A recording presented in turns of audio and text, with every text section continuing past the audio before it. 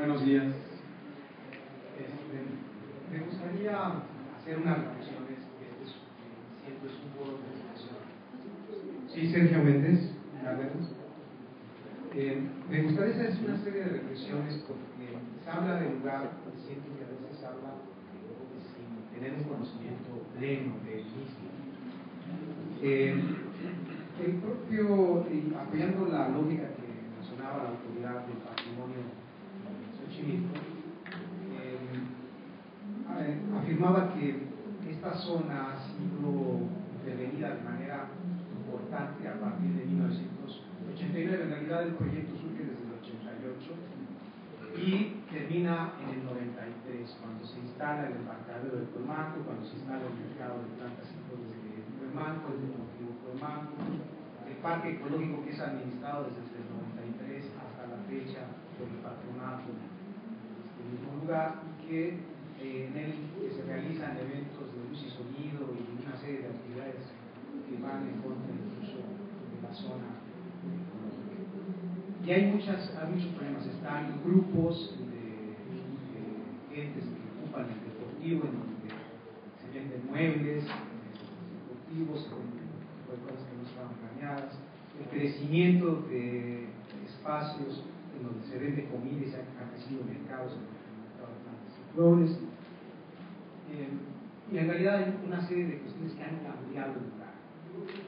Y este lugar, hay que recordar, en esos años de los 80 fue rescatado de un proceso de urbanización irregular muy grande ya, donde prácticamente se estaba perdiendo, y se decreta la expropiación del ejido de Xochimilco y San Pedro de Acapulco, precisamente en el 89, para rescatarlo de esta urbanización que se está perdiendo. Obviamente hubo ciertos mecanismos en aquel entonces en donde estas expropiaciones pues se dieron con una forma autoritaria, de intervención del gobierno, que estaba haciendo algo con los originarios, que estaban protegiendo el lugar. Sin embargo, en realidad esta acción logró rescatar los humedales. Esto mismo permitió de alguna manera no perder, porque todavía se mantiene la declaratoria de patrimonio cultural del 87, durante el 11 de diciembre de 1987, que aprovecho para aclarar a la primera ponente, es patrimonio cultural, no natural. La UNESCO en ese momento tiene dos categorías, la cultural y la natural. Xochimilco es solamente porque está conjuntamente con el Centro Histórico de la Ciudad de México como patrimonio cultural. Y esto tiene ciertas connotaciones. De hecho, se han hecho esfuerzos por parte del gobierno del Distrito Federal para separar al Centro Histórico de Xochimilco y declarar a Xochimilco como paisaje. Sin embargo, el organismo especializado de la UNESCO, el Promos Internacional, ha señalado que esto no es viable, dado que pertenecían a ambos sitios la declaratoria. Esta declaratoria entonces es cultural y está sustentada en un decreto de 1986 como zona de monumentos históricos, y que fue elaborada por el INAH, y que señala a la chinampa, que es una construcción artificial dentro de un lago, como el elemento a conservar. Y aquí quiero puntualizar, las mismas gentes originarias en la zona que se comenta, la zona periférico, y los equipamientos urbanos que se generaron como parte de un rescate de la zona, perdió toda la zona chinampa. Las chinampas petrificadas están debajo de un estacionamiento donde hay hoy un mercado, en el mercado de plantas y flores de Xochimilco. Lo que era el estacionamiento, ahí están las chinampas petrificadas. Hay otra zona que está en San Gregorio, y esas zonas perdieron todas las chinampas porque se perdieron los lagos. Lo que se crearon fueron lagos artificiales. Ahí no hay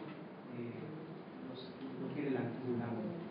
Entonces, así como se transformó en su momento, que fueron un lago, luego fueron chinampas, y luego fue equipamiento urbano y se crearon hoy lagos artificiales, y ahí me sumo, y canales artificiales, me sumo a la idea, digo, ¿por qué hay que romper con el tema? Es que esto es natural, esto ha sido regenerado en distintos momentos. Entonces, lo que hay que pensar es precisamente la oportunidad que tenemos hoy de plantear propuestas, cosas que no he oído, sino he vivido simplemente, lo digo en términos de una reflexión, una oposición. Por ahí me perdí entre la racionalidad instrumental y cuando nos sentamos en la rama, yo ya no entendí.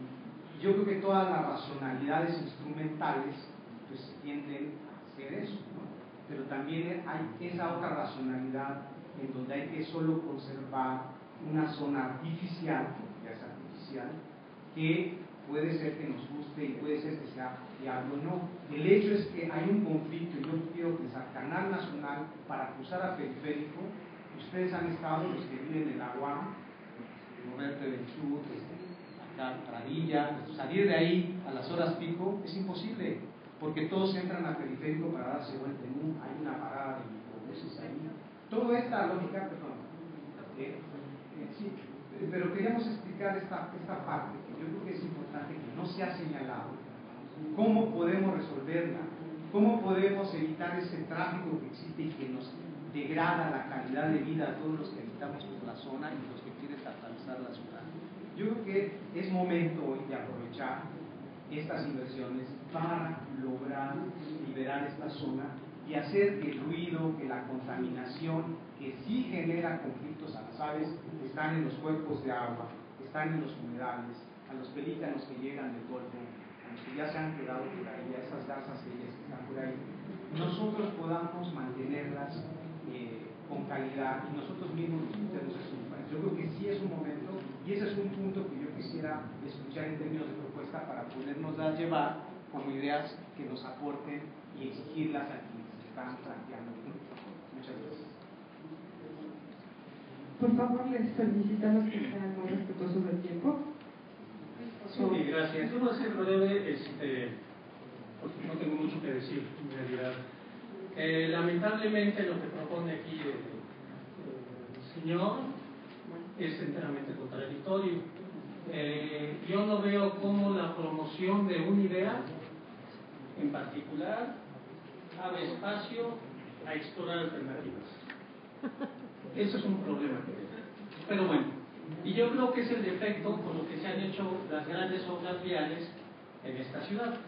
Ha sido una manera de ver el mundo de con una sola dirección, con un solo esquema, sin explorar las alternativas. Yo prefiero retomar, y lástima que no lo hizo, como había dicho en el principio, lo que mencionaba el antropólogo. Hay una serie de posibilidades. En este momento no sabemos si este proyecto en particular es viable o no, o si hay otro mejor, o si unir estas realidades es correcto o no.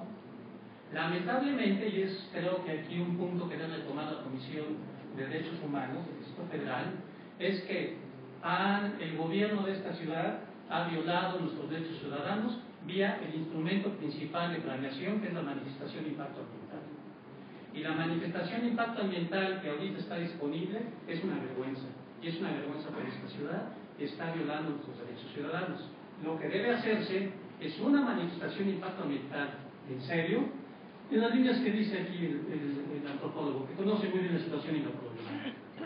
Pero ustedes me dicen cuál es el esquema mejor ahorita para la ciudad, yo no podría responderlo.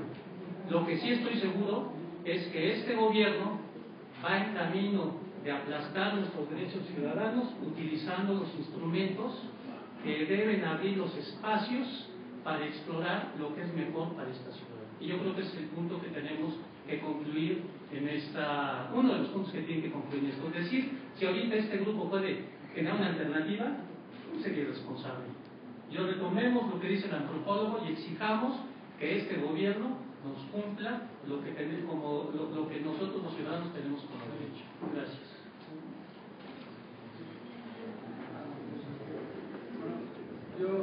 Yo también quiero decir, yo soy del Team Montañana, soy biólogo urbano. Decir que se necesita el conocimiento pleno para poder hacer una aseveración de un lugar es algo con lo que estoy de acuerdo. Pero yo haría una pregunta y en términos de propuesta, si se tiene conocimiento pleno, ¿por qué se está manejando un proyecto el cual no responde a un entendimiento profundo del lugar? En este sentido, es claro que la tendencia urbana actual a nivel global no está implementando este tipo de proyectos. que de lo que estamos hablando es de un baluarte socioambiental, el cual queda tal vez menos del 10% según datos de Legorreta, lo cual podría ser uno de los más grandes ecocidios a nivel global, porque en las zonas lacustres que existían tenemos nada. En medio de lo que me habla, y lo podemos poner en términos de propuesta, es que hay un serio problema estructural respecto a cómo entendemos la actividad político-administrativa y el desarrollo de proyectos, ¿no? Porque esto para mí no solo es un tiro, un balazo en el pie, porque es una área natural protegida, es patrimonio de la humanidad, es una zona Ramsar, ¿no? Es tal vez un autotraqueo, en el máximo sentido de la palabra, porque estamos hablando del único elemento de conexión existente entre dos zonas, que tiene una serie de artículos que han sido desarrollados por la misma autoridad, una serie de instrumentos que han sido firmados a nivel internacional por la autoridad. Y esta autoridad es la misma promovente de una estructura, de una dinámica vehicular y urbana que contraviene todo lo que ella misma ha generado. En este término, y lo podemos tomar como una propuesta, creo que los supuestos de las mías incluso están equivocados, porque aseveramos que vamos a generar una manifestación de impacto. Y ese es el asunto, ¿no? Incluso en el mejor de los casos tenemos proyectos que son lo menos malos posibles, porque es el mínimo aceptable que propone la ley. Y eso en mi entendimiento es seguir teniendo y manteniendo un paradigma y un diagrama de construcción de un modelo de sociedad que está destinado a no tomar en cuenta el crecimiento urbano para el 2030 de esta ciudad, donde va a ser un continuo urbano entre Toluca, Puebla y la Ciudad de México. En ese sentido, no cabe duda que hay que hacer algo, pero el problema es cómo es que estamos haciendo las cosas ahorita. Y para mí este documento tiene que tener una propuesta clara hacia el gobierno, en donde por lo menos tenemos que proponer lo que no debemos de seguir haciendo, y eso es seguir impulsando proyectos de este tipo, que tal vez bajo un conocimiento pleno solo responden a una simple necesidad que está comprobada a nivel internacional, que es atacar tan solo la realidad. ¿Qué pasa en el problema social? ¿Por qué no es un proyecto integral que genere espacio público, que genere economía local, que genere una propuesta de un manejo distinto de la toma de las decisiones a nivel del lugar? ¿Por qué no dar una propuesta clara del manejo ecológico que debe haber en ese lugar para preservar lo único que nos queda? Eso es un entendimiento claro. Y lo vamos a hacer como propuesta en este documento. Gerardo Moncada, del Poder del Consumidor. Yo no me puedo imaginar una discusión como esta para ver si se urbaniza o no Venecia, por ejemplo.